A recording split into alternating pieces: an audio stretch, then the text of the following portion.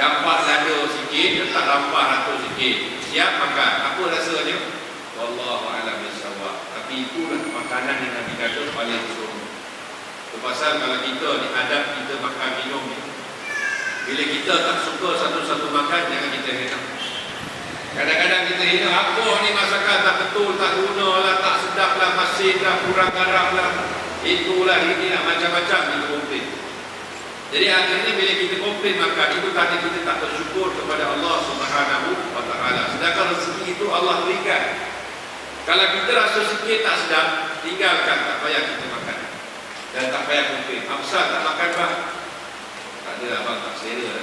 Ada. Sudah settle masalah. Ini tak absal tak makan bang? Tak tahulah mama aku buat berbiak dengan roti canai ni macam ni, cara abang bikin lagi sedap. Dia komplain sampai setengah jam. Dia handle makanan tadi. Jadi kurang baik. Kalau boleh, kalau tak sedap, kita rasa kurang enak lah. Dah tinggalkan. Tak payah kita komplain panjang cerita lagi. Nak komplain tak tahu masak lah apa. Kan yang mengamuk kata, Pak Haji, kau komplain banyak pada isteri, kau pergi dapur masak. Baru tahu badan kita kita. Tak payah kita komplain. Tak suka, kita tinggalkan sahaja. Habis macam mana Ustaz kalau isteri masak tak sedap macam mana? Tak boleh komplain juga. Komplain kepada lah. Kena pula kata kurang garam lah, terlebih manis lah. Juga kawan tu 1 kilo garam dia campak dalam kuali yang badan tu. Maka otak kepala terus. Jadi kepada lah. Kita nak komplain pun jangan kita komplain yang negatif dulu. Kita komplain yang positif. Cara dia macam mana? Dah rasa makanan, oi sedap ni yang awak masak, mama kedai bawah pun kalah. Sedap tak isteri nak? Pada kita pergi ada dekat, sedap kan? Oh leganya suami aku puji aku masak, walaupun garam tak cukup pun dipuji. Tapi yang kalau tambah garam sikit lagi sedap. Okey tak dia lepas tu dengar? Dia dengar, okey lah. Awal-awal dah puji. Tapi kalau rasa, oi, apa ni masak garam tak ada, gula tak cukup apa, tak guna, tak pandai masak 3 jam. Mengamuk tadi. Mengamuk. Nasib baik dia pergi pandang suami. Kalau pandang busuk, lepas ni aku terhancur, dia juga mati. Lagi dahsyat. Itu pasal kita ni dengan makanan yang kita hina.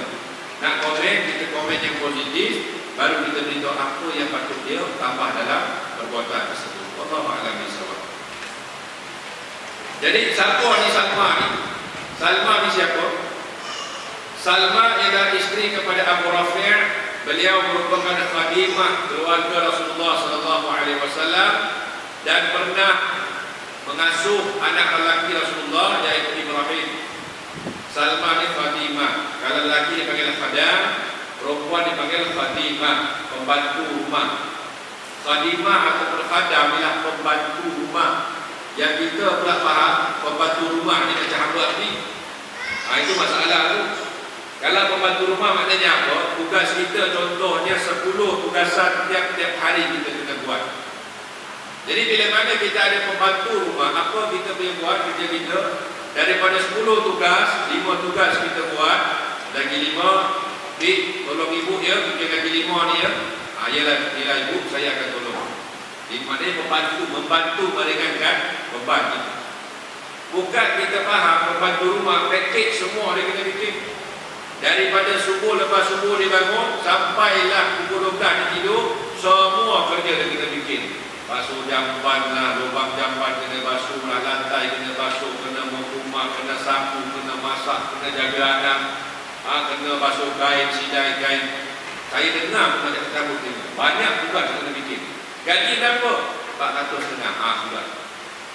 Cuba kita banding dengan kita ni yang kerja kilang, kena kerja banyak-banyak, tak ada overtime, tak ada macam-macam insentif, tak kasih insentif apa-apa, suruh pergi kerja banyak. Mengamuk kita. Jadi mereka pun mengamuk juga dalam hati lah. Dia kata, oh ajar betul, bentar-bentar kau bayar gaji, kau bikin aku macam apa ni. Jangan sampai itu yang terdetik dalam hati mereka. Kalau boleh kita sama-sama dakwah. Dakwah ni maknanya apa? Kita jadi tuan, dia jadi kita punya majlis apa ni pekerja katakan. Kita dakwah dia. Nanti masuk waktu zuhur, solat dia, solat. Nanti lepas asar, kamu rehat sekejap, minum kopi, getih apa semua, lepas maghrib, solat maghrib, baca Quran sikit, lepas tu pergi sambunglah pergi kerja rumah. Setidak-tidaknya ada timetable untuk dia rehat, untuk dia ada masa untuk diri dia 1-2 jam, tengok televisyen sekejap dan sebagainya. Dia pun tak marah. Jadi seronok pergi kerja. Ini bila kita baca komando kan, fikir tu, fikir ni, fikir tu, lalu ada terjun tingkap. Tapi tak, kerja banyak sangat kan, terjun tingkap tu. Kenapa stres? Dia kata, stres, banyak kerja. Jadi berpada-pada kita yang ada pembantu rumah ni berpada-pada. Dan satu lagi nasihat saya untuk pembantu rumah. Ada siapa-siapa sini pembantu rumah? Tak ada. Pembantu rumah adalah suri rumah ada ustaz, pembantu rumah tak ada. Bagi siapa yang ada pembantu rumah, seelok-eloknya bila mereka datang rumah kita tu, tolong periksa beg mereka. Apa sal ustaz, saya bukan polis tak, bukan nak apa-apa, bukan niat jahat.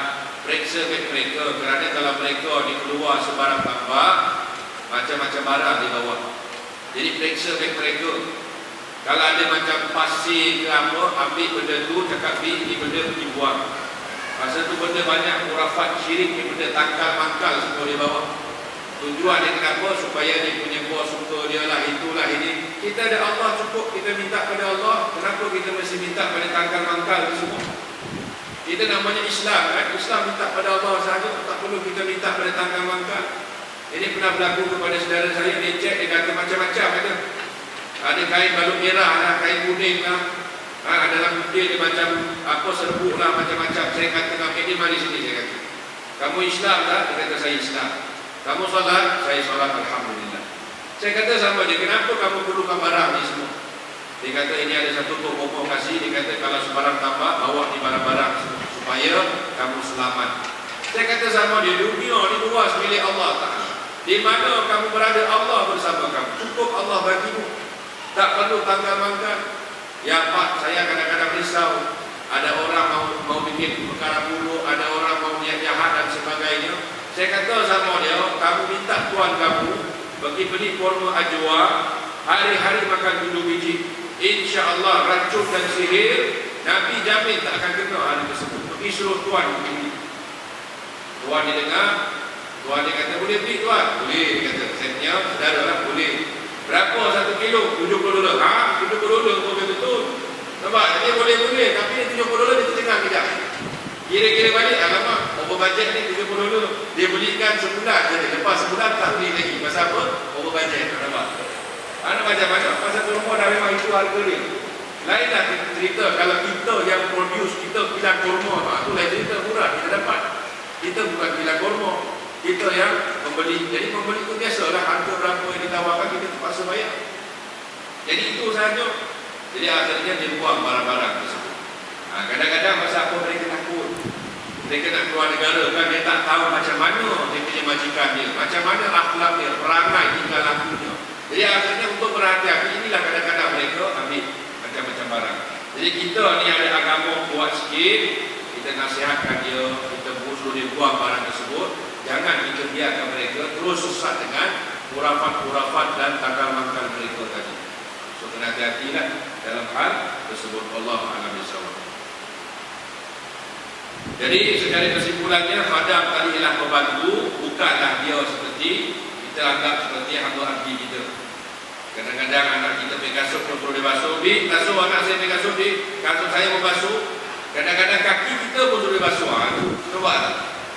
Jadi kita tak begitu tuan-tuan. Kalau anak kita ni juga, kita kena tahu, anak kita ni kita kena biasakan dia bikin kerja rumah. Walaupun kita ada maid. Ustaz kesian, Ustaz dah ada maid, tapi kalau anak pergi rumah, bunuh ada maid, tapi ada maid juga. Tak, kita nak didik anak kita berdikari. Tahu tak tuan-tuan, Bapak Ibu rahmati Allah, saya masa dulu pergi Mesir, belajar luar negeri Mesir. Kawan saya ada tak tahu basuh baju. Duduk satu rumah, basuh baju tak tahu, lipat kain tak tahu, ikat tali kasut pun tak tahu. Saya kata, apa nak jadi sama kau ni? Umur 21, tali kasut pun tak tahu ikat. Dia kata, aku ada maid kat rumah. Biasanya maid aku yang bikin ni semua. Dan kasut aku tak pernah ada tali. Habis sekarang macam mana cerita? Tak nak belajar pun. Belajar lah, terpaksa belajar. Masih ajar. Basuh kain ajar ni, jemur macam mana, lipat macam mana. Masak pun saya ajar sama dia. Pasal apa? Saya berdikari umur 7 tahun, mak saya dah ajar masak 7 tahun. Masak apa Ustaz? Masak air panas kan? Masak air panas, Maggi, masak sardin. Itu saja, simple-simple. Tapi bila dah meningkat usia, tengok Chef Wan masak, kita pun ikut lah macam-macam resepi kita bikin. Bila pergi luar negeri, macam-macam kita boleh masa boleh berdikari, tak mati pun masih hidup. Makan sihat walafiat, badan besar begini. Pergi kurus macam papan, balik badan besar begini. Mak saya pun terkejut. Dia tengok kat airport, ini betul kan anak aku ni? Masa kau salam setahun lepas, 2 tahun lepas, kurus macam. Bila kau balik badan bertambah 2 kali ganda, betul kan anak aku ni? Dia tengok lebih jauh. Dia takut salah orang kan? Saya kata apa yang tak betulnya? Sehat, negeri aman makmur, sehat tapi itulah dia cerita. Maknanya anak kita kena ajar dia berdikari. Bila dia berdikari, lepas ni dia nak hidup, nak merantau mana pun kita tak risau pasal dia dah biasa dengan kehidupan berdikari. Allahu a'lam bishawab. Jadi seterusnya Jabir bin Abdullah berkata, Atana Nabi sallallahu alaihi wasallam fi manzilina fadhabahna lahu syatan faqala ka'annahum 'alimu anna nuhibbul laham. Yang bermaksud Rasulullah sallallahu alaihi wasallam datang ke rumah kami, lalu kami menyembelihkan seekor kambing untuk beliau. Rasulullah berkata, keluarga ini seolah-olah tahu kami suka makan daging. Maknanya dia punya tetamu ni, Rasulullah tamu kan, Nabi datang sebagai tetamu, dia nak menyambut tetamu tu dia dah tahu pula yang kita ni suka makan daging. Jadi tuan-tuan ni, kalau nak sambut tetamu ni, pastikan kita tahu tamu tu suka makan apa. Maknanya kita nak tahulah semua dia lah mesti. Bila kita layan tetamu dengan cara yang mereka suka, kita menambahkan usia kita, menambahkan barakah kita punya usia, menambahkan rezeki kita, menambahkan kebaikan kita, dan kita telah menyelamatkan diri kita daripada api neraka. Kenapa? Pasal kita telah membahagiakan hati tamu. Berapa hari kita layan tamu? 3 hari 3 malam. Lepas 3 hari 3 malam, wallahu a'lam bishawab, dia bukan tetamu lagi. Habis macam saya punya kakak Ustaz, asyik datang. Dia datang 2 hari saja di Padang, Ustaz datang main 3 malam, dia main 2 malam. Dia tahu 3 malam maksud bukan tetamu kan, 2 malam datang, dia jalan balik. Lagi 2 malam datang lagi, dia balik.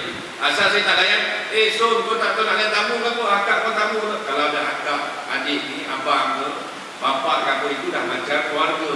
Buka Xbox pun takkan nak marah kan, nak minta izin. So maka nak buka Xbox boleh, tak buka saja dah. Dah namanya kakak, adik, abang. Apa sah, apa kira? Yang kita masukkan ni kira orang luar. Tetamu datang kan daripada jauh. Daripada mana cik? Daripada Lumpur datang. Cik nak makan apa? Tak apalah, apa-apa yang mudah lah. Tanya kawan dia suka makan apa? Dia suka makan nasi ayam lah. Okey, pergi bawah sekejap, beli nasi ayam, kasih makan. Cik, silalah makan.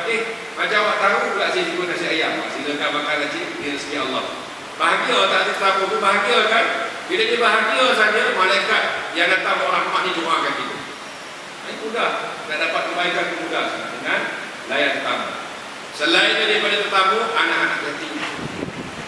Anak-anak yatim pun Nabi cakap, anak-anak yatim ni seperti orang kata ada keramat anak yatim. Kalau kita ni tak main, kita ni yatim besar tak main, yatim kecil. Yatim besar ni semua yatim. Nanti dia kata saya pun yatim juga Ustaz. Jadi saya anak yatim juga. Bukan, ini bukan yatim besar, yatim kecil. Maknanya umur di bawah, usia balik, masih kecil lagi. Jadi bila kita datang, kasih makan, kasih minum, lihat kegembiraan mereka, bila mereka adalah hati kata, Ya Allah, kau panjangkanlah usia hamba Allah ni yang telah bantu kami. Kau tambahkan rezeki dia, Ya Allah. Kau jauhkan daripada bala, Ya Allah. Kau penuhkanlah hajat dia, Ya Allah. Allah tak ada halangan nak kabul doa ni. Tak ada halangan. Tanpa hijab, tanpa halang, Allah kabul doa anak yatim tadi. Pasal apa? Dah satu yatim, yang kedua miskin, dekat dia kepada Allah Subhanahu Wa Taala. Pasal bagusnya bila Ramadan kan datang, Ramadan datang lagi bulan 8 nanti, macam-macam program kita boleh buat selain daripada kasih makan orang untuk puasa dekat dalam negeri kita Singapura ni, kita boleh juga sumbang kepada anak-anak yatim di Indonesia. Saya tak tahu bikin kasih orang makan sahur 10 makan 10 malam terakhir 10 orang. Jadi sama-sama nak bikin, sama-sama kita bikin lagi banyak anak yatim kita boleh bantu. Tujuannya kenapa? Minta mereka doakan kita. Itu usahanya. Bukan kadang-kadang kata apa pasal Ustaz pun nak kena minta doa. Kadang-kadang kita ni tak sedar. Dosa kecil kita ni menyebabkan Allah tutup sejak doa kita tak nak dengar. Bukan tak nak dengar, tak nak terima, nak uji kita. Tapi bila anak yatim ni doa, Allah tak tutup, Allah buka hijabnya, terima terus doa anak yatim. Sebab bila kita kasih makan, kita minta mereka adik, tolong doakan abang dia, minta doa macam ini macam itu. Dia abang nanti adik doakan, alhamdulillah. Dia doakan kita saja, insya-Allah apa yang kita hajatkan akan tercapai. Inilah berkat doa, bantu anak yatim, dah yatim tapi dia miskin, kita bantu. Nah itu gitu. Jadi bila kita lihat di sini dalam hal ehwal tersebut, tetamu datang kita hidangkan yang terbaik. Kadang-kadang kita ni pun pandai juga. Bila tetamu datang, terutamanya kita punya bapa dan mak datang, mak nak makan belum? Sekejap ya mak, pergi esok, lauk 3 hari ke panaskan, makan mak silakan. Mak kita nak makan pun beli. Kenapa? Dia tahu lauk dah 3 hari lepas nak kasih aku makan. Jadi itu pun tak baik juga lah. Kalau boleh mak bapak kita bagi yang terbaik. Mak nak makan mak, dia nak makan lapar. Apa salahnya potong bawang, potong bawang putih sekejap halia sikit, beli mie kuning, masukkan itu goreng, letak telur, daging sikit, kasih makan. Happy orang tua tu. Ini kita kasih makan, panas makan, maka masuk microwave ni makanan. Dah dimakan, makan, lepas tu balik sikit perut. Kan hanya yang begitu. Jadi kasihlah makanan yang terbaik kepada bapak kita, kepada kaum kerabat kita. Layan mereka seperti mana kita nak diri kita dilayan dengan cara baik. Jangan kita ada berbelah bagi. Bila tetamu datang, tengok ni aku tak suka ni, tak apa nanti aku ajar ni, kopi jangan tak gula, biar kasih rasa kopi tak ada gula. Nampak? Lepas tu bila masak, garam tak ada, rasa kan kau garam tak ada. Kenapa kau macam itu tak? Dia kalau datang, tahun lepas saya datang, habis lauk aku dia kasih habis.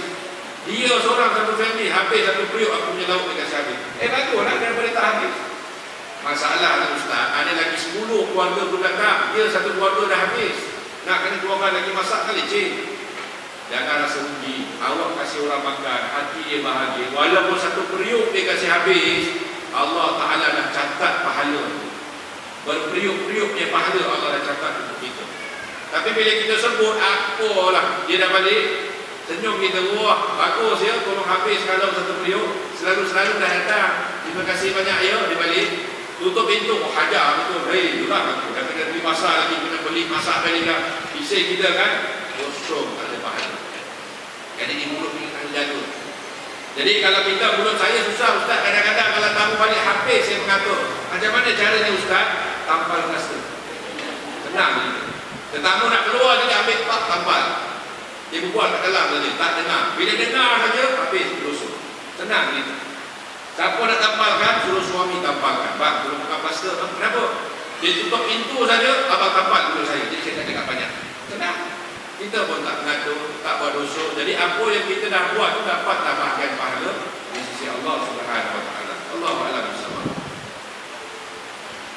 Jabir bin Abdullah berkata, "Qala Rasulullah sallallahu alaihi wasallam wa ana ma'ahu fadakhala ala imra'atin min al-ansar فذبحت له شاة فأكل منها وأتته بقناع من الرطب فأكل منه ثم توضأ للظهر وصلى ثم انصرف فأتته بعلالة من علالة الشاة فأكل ثم صلى العصر ولم يتوضأ."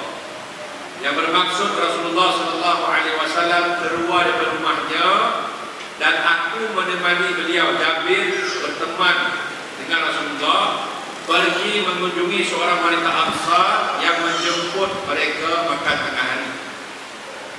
Wanita itu menyembelih seekor kambing lalu beliau memakannya. Nampak tak? Nabi datang dengan sahabat, satu kambing dipotong. Kita kalau rakan-rakan kita datang, jangan cakap satu kambing, satu ekor ayam nak keluar pelukit. Telur ayam nak kasih pelukit. Jadi akhirnya apa? Sisa-sisa dia kasih. Sisa-sisa yang kita boleh kasih. Tak apalah Ustaz, ikan bilis pun ikan bilis. Yang penting kita layan tamu kan, ikan bilis kan. Kita ada ayam dalam ekspor, ada telur, ada daging, macam-macam kita ada. Tapi bila tamu datang, isteri tanya, "Bang, ini nak masak nasi goreng apa bang? Nasi goreng daging ke? Nasi goreng ayam ke? Nasi goreng telur ke? Awak tak payah ayam, telur, daging. Itu ikan bilis banyak, masak nasi goreng ikan bilis ya. Tenang dari itu.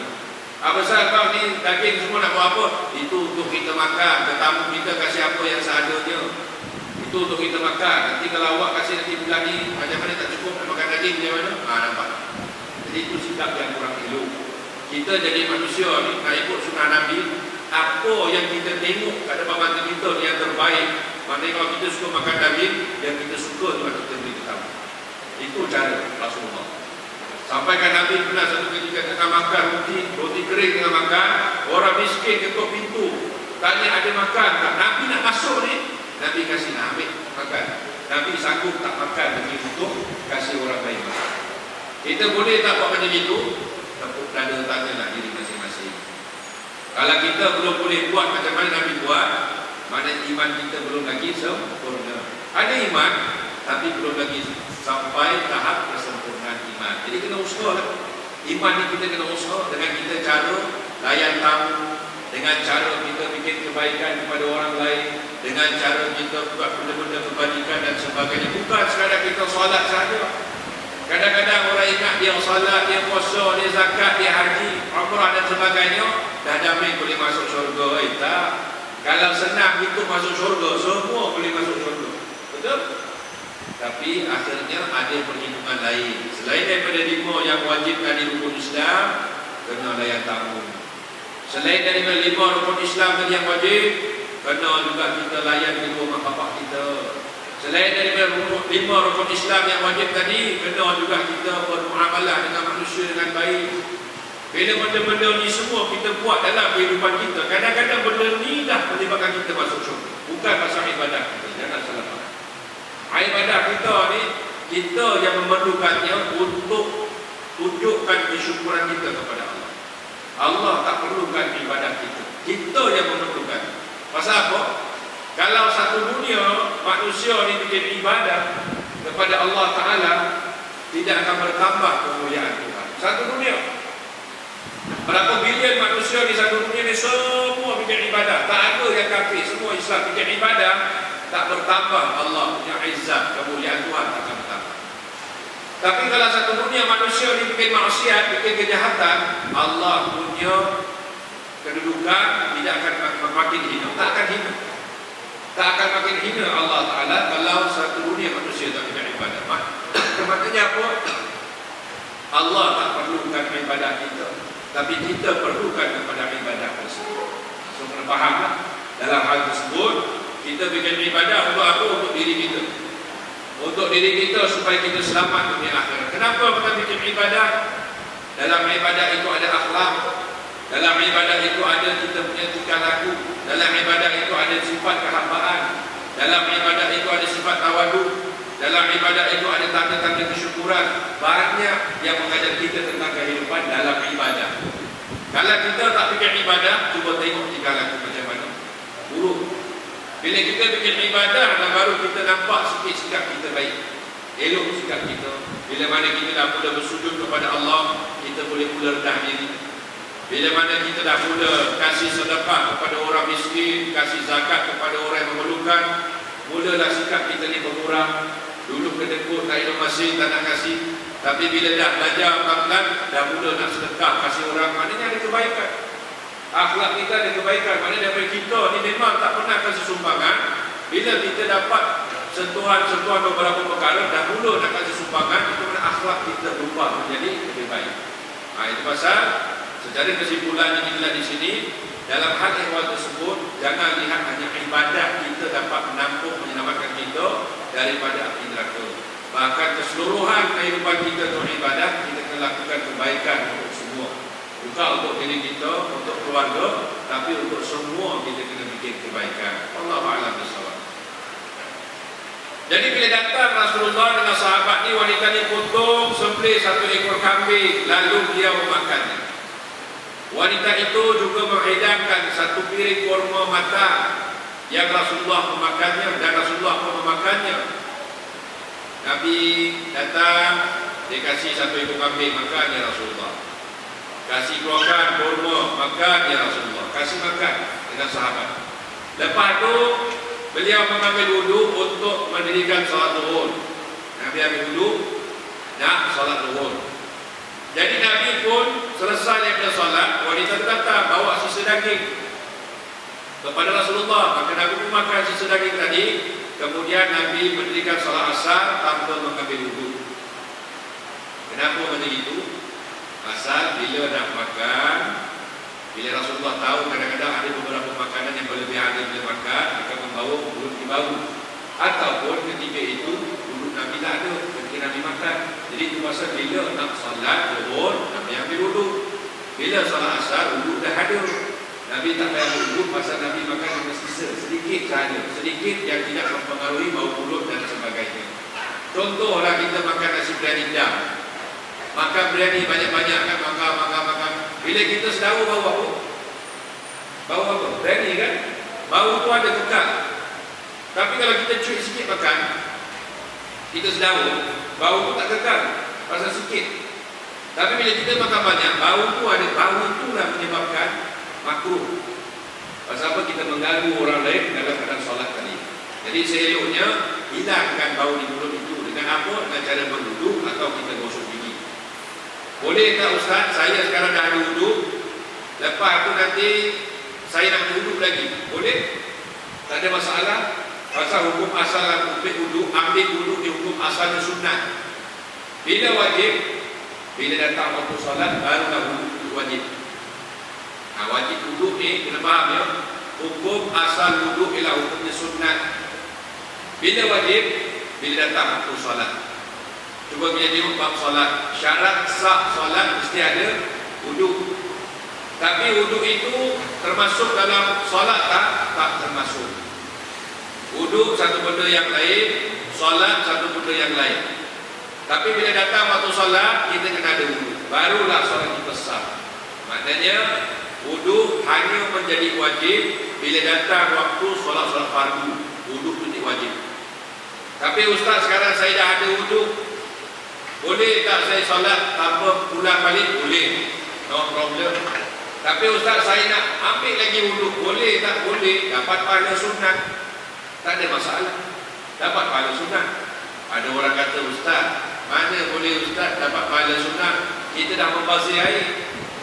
Pembaziran tu kawan setan tahu, Ustaz tahu tak pembaziran? Saya pernah tanya kemarin. Saya beritahu ambil wuduk, makan ketika nak makan ambil wuduk, selepas makan ambil wuduk. Dia kata, Ustaz, saya nak tanya Ustaz sikit, boleh tak? Boleh. Itu dah membazir Ustaz, Hamzah pula membazir. Oh ya Allah, dah ambil wuduk, lepas tu tak solat ambil wuduk lagi. Tak bakal wuduk, solat terus. Dah Hamzah ambil wuduk lagi, bazir air saja. Saya kata tak bazir. Nabi punya zaman, tempat Rasulullah padang pasir, air susah nak dapat. Jadi bila air susah nak dapat, contoh dah ambil wuduk, kita yakin wuduk kita tak batal, silakan solat. Pasal apa? Kondisinya berbeza, air susah nak dapat. Tapi di Singapura ni alhamdulillah, airnya ni banyak sampai kadang-kadang hujan sampai banjir. Terlalu banyak sangat air sampai banjir kadang-kadang hujan. Jadi maknanya kalau nak ambil wuduk, nak ambil berkali-kali, dibenarkan. Tapi yang dikatakan pembaziran tadi ialah penggunaan air. Penggunaan air macam mana? Kita buka pipe sebesar-besar dan sekuat-kuatnya, air keluar macam itu. Ambilnya sikit tapi buangnya lebih. Itu membazir. Ini seperti mana berlaku pada seorang sahabat. Seorang sahabat dia nak ambil wuduk di tepi sungai. Kata Rasulullah, jangan membazir. Kata sahabat ni, ya Rasulullah, ada ke dalam bab wuduk ni pembaziran? Ada. Bila mana kamu menggunakan air lebih daripada apa yang sepatutnya, walaupun kamu di tepi sungai. Nampak? Air mengalir kan sungai. Walaupun di tepi sungai, ambil apa yang kamu nak gunakan sahaja, gunakan berlebihan. Jadi dalam pembaziran wuduk pun ada bila penggunaan air. Bukan kita nak renew wuduk kita, orang kata pembazir. Tak. Nak renew wuduk digalakkan. Pasal apa? Dapat pahala sunat. Wallahu a'lam bishawab. Jadi jangan confuse lah dengan hal tersebut. Jadi bila Nabi dah solat zuhur, perempuan datang bawa sisa daging, jamu Rasulullah. Nabi makan, lepas tu masuk asar, Nabi solat asar tak ambil wuduk. Jadi maknanya wuduk tadi dah kekal, dah ada lah. Sisa daging Nabi makan tak memberi impact pada bau mulut, maka Rasulullah pun teruskan solat.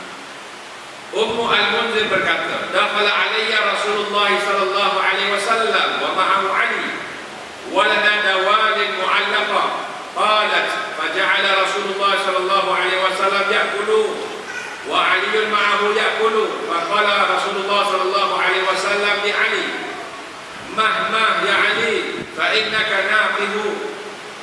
Qalat fajalasa Ali wa Nabi sallallahu alaihi wasallam ya'kulu. Qalat faja'altu lahum silqan wa sya'iran. Faqala Nabi sallallahu alaihi wasallam li Ali min hadha fa'asib fa innahu awfaqu laka.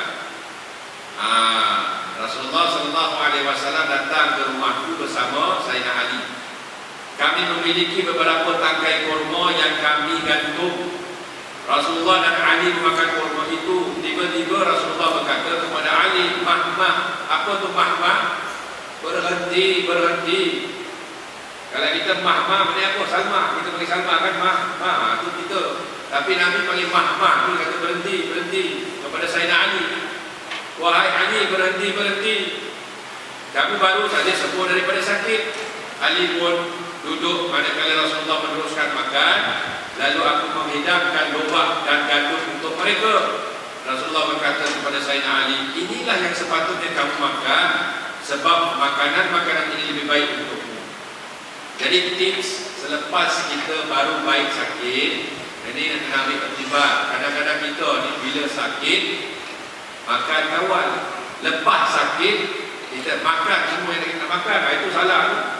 Cara Rasulullah ketika sakit makan kita kawal, dan ada juga ketika sakit berpuasa.